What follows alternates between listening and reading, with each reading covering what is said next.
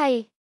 Welcome back to Braille's channel. Nagbabalik po tayong muli para sa panibagong Fiat updates as of this date October 2. At good news dahil may isang lungsod sa NCR ang naglabas ng announcement para sa electronic payment process ng kanilang local social pension. Ibig sabihin ay through ATM cash card ang kanilang payment channel. Saan kaya ito?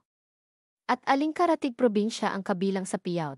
Ang lahat ng ito ay ating ibabahagi sa inyo, but before po tayo mag-start sa ating topic.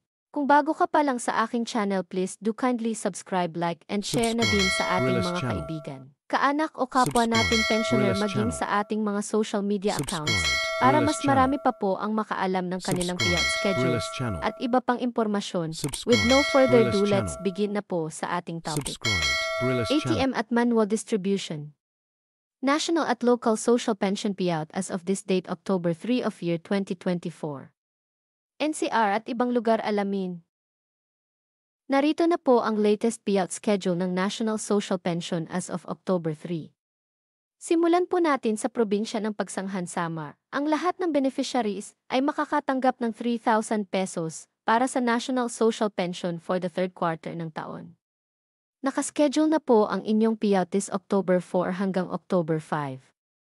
Sa October 4, nakaschedule ang Barangay Caloloma, Santo Niño, Libertad, Viejo at Barangay Canlapuas ang mag-payout. Ito po ay sa hapon gaganapin. At sa October 5 naman, gaganapin ang Barangay Calanyogan, San Luis, Buenos Aires at ang Barangay Painch ang nakaschedule mag-payout sa umaga, at sa hapon naman ang Barangay Bangon, Cambaye, Villahermosa Oriental at ang Barangay Villahermosa Occidental ang nakaschedule mag-payout.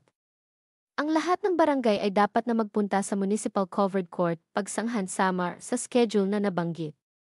Ang sumunod na naglabas ng schedule ay ang probinsya ng Gandara, Samar. Ito ay para din sa third quarter ng taon amounting to 3,000 pesos.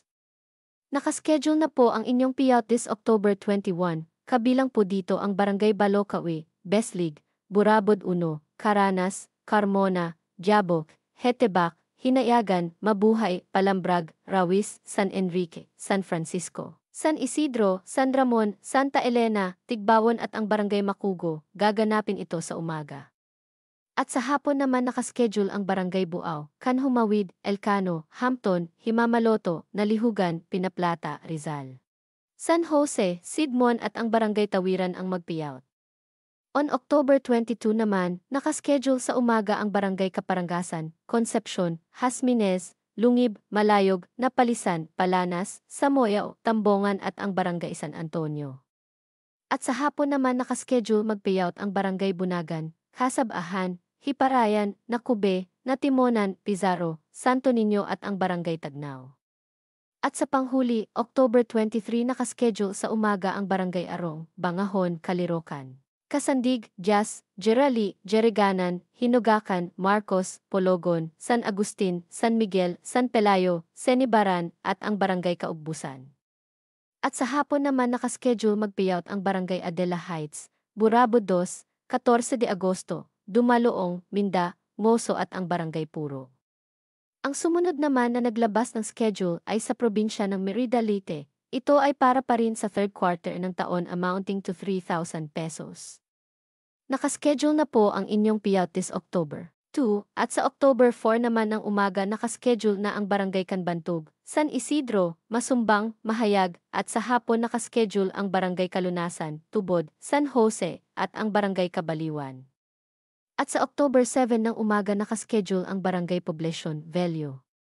At sa hapon naman nakaschedule ang Barangay Benabaye, Libyo, Casilda at ang Barangay Libas ang nakaschedule mag-payout. At sa panghuli po natin ay sa NCR region na, at ito nga ay sa lungsod ng Pasig City. Nauna nang naidistribute ang local social pension sa lahat ng wala pang ATM or manual payout at ito nga po ay still ongoing pa rin sa bawat barangay na naibahagi po natin from last week. At ngayon naman ay naglabas na po ang pamunuan ng Pasig City para sa pag-distribute ng payout para sa lahat ng may ATM account or through electronic payment channel. Naipasok na po sa inyong benefit cash card, ATM ang para sa third quarter payout ng local social pension ng lahat ng beneficiaries na may ATM account.